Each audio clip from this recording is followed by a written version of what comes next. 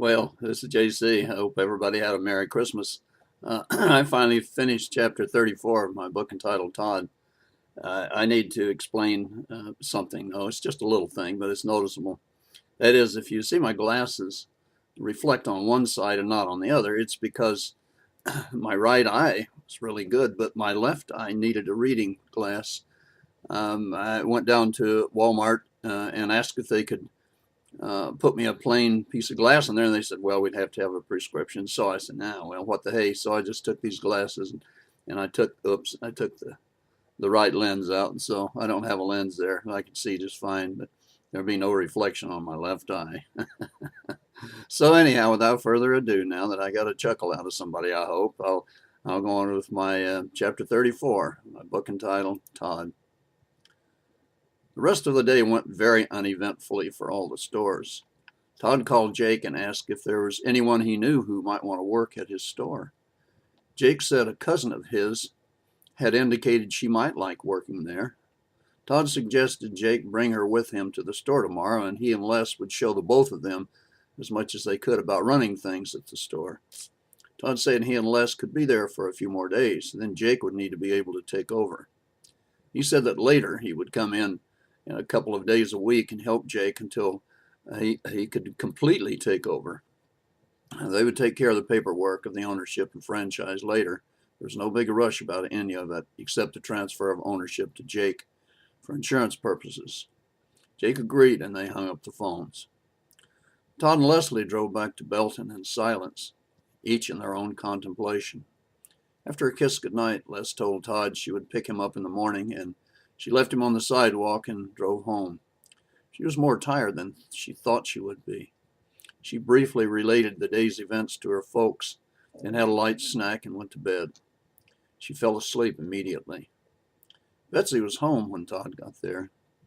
They had a light dinner as they discussed the day's events. Todd said things had gone well at both stores and told her Chuck's wife might go to work with Junior and Dexter. Betsy liked Dana and said she hoped Dana did go to work at the store. They soon finished their repast, and Betsy cleaned the dishes, and they retired. Each slept soundly. Chuck left the store and went to the truck stop where Dana was working. He said hello and took a seat at the counter. After a few minutes, Dana stopped in front of him, and Chuck reached across the counter and squeezed her hand.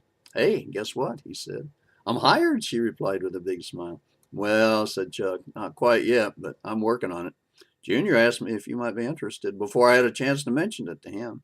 That's a good sign, replied Dana. Todd and Chuck discussed how payment to Chuck would be and came to an agreement that suited both of them. Jim's memorial was held and everyone attended. It was on a Sunday, so no stores need be closed. It was a beautiful ceremony with lots of flowers, and Jake and a few others spoke words of love and praise for the old man. Now Jake and one of his cousins, Cindy, went to the store for the last 3 days. Todd would be there to educate them in retailing hardware. They picked it up quickly, and Todd went back to Belton. Cindy had worked at a retail store before, so was fairly familiar with selling and clerking.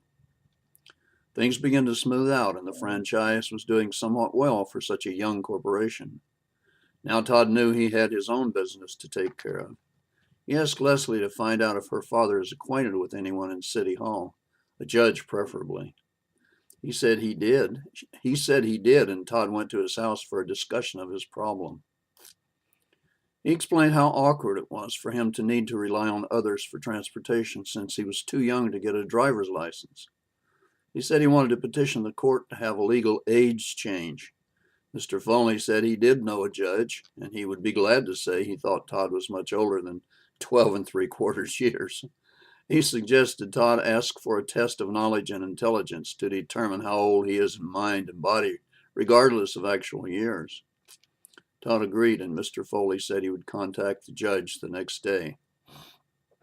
Mr. Foley met with his friend, Judge Rayburn, and explained what the situation was with Todd. The judge listened intently, obviously amazed at what he was hearing. He said he would want to talk to the young man or boy, whichever, alone. He added with a sly grin. Alone, he added with a sly grin. Mr. Foley said he would tell Todd to call the judge. Todd called the judge and accepted an appointment for the next day at 10 o'clock a.m. Todd showed up at the prescribed room to speak to the judge. He knocked on the door and a voice said, "Come in." Todd opened the door and stepped inside a small room with a table and 2 chairs. The judge was sitting, and he watched Todd walk toward him with his hand out. The judge didn't extend his hand at first. He looked at Todd and said, "My God, how old are you, son?" "Almost 13, replied Todd, and they shook hands. "I appreciate you seeing me on such short notice," he added. I guess you know what I'd like to do." "Yes, I do," replied the judge, "and now that I've seen and spoken to you, I agree with you. Except for the actual years, there's no way you're only 13 years old. However," he added, "I would like to test you for practical knowledge. Do you learn easily, and how well are you educated now?" "I almost know everything. I never forget anything, and I can read and understand a book in only minutes. I was climbing into my father's reclining chair at 3 months. It was the first time I had walked or crawled. I know the question you're thinking now has to do with whether or not I went to public school. I tried to for a short time, but my parents and I agreed the teachers were too slow for me, and I taught myself at home. My mother helped some." The judge was very quiet.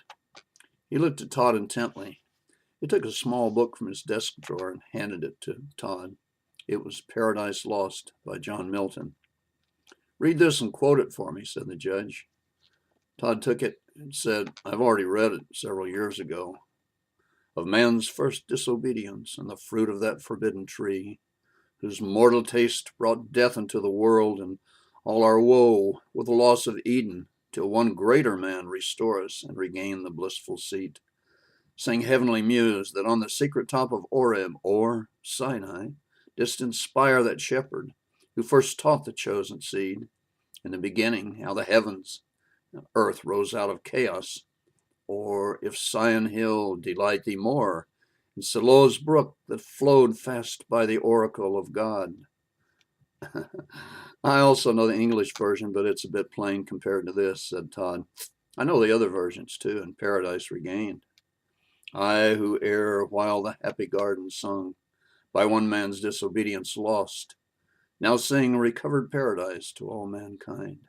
But one man's firm obedience, fully tried through all temptation, and the tempter foiled in all his wiles, defeated, repulsed, and Eden raised in the waste wilderness. I know all of Milton's works. Sometimes I think I know everything, but I try to not dwell on it, on what I do and do not know. I just try to do what I need to do at the time. It's just awkward to be only 13 years old." "Do you know the law?" asked the judge. "Yes, much of it, all that applies to anything I have ever needed to know." "Brown versus New York City," the judge said. "That's a right-of-way issue. Brown owned a house next to an open field, and he walked across the vacant lot every day for 13 years to cut 3/4 of a mile off his walking distance to wherever he was going. The judge ruled New York City would have to settle with Brown with a cash settlement for taking away his immediate access to the other side of the vacant lot."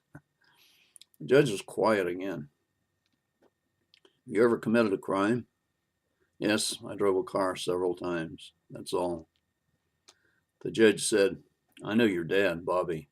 He was a great guy.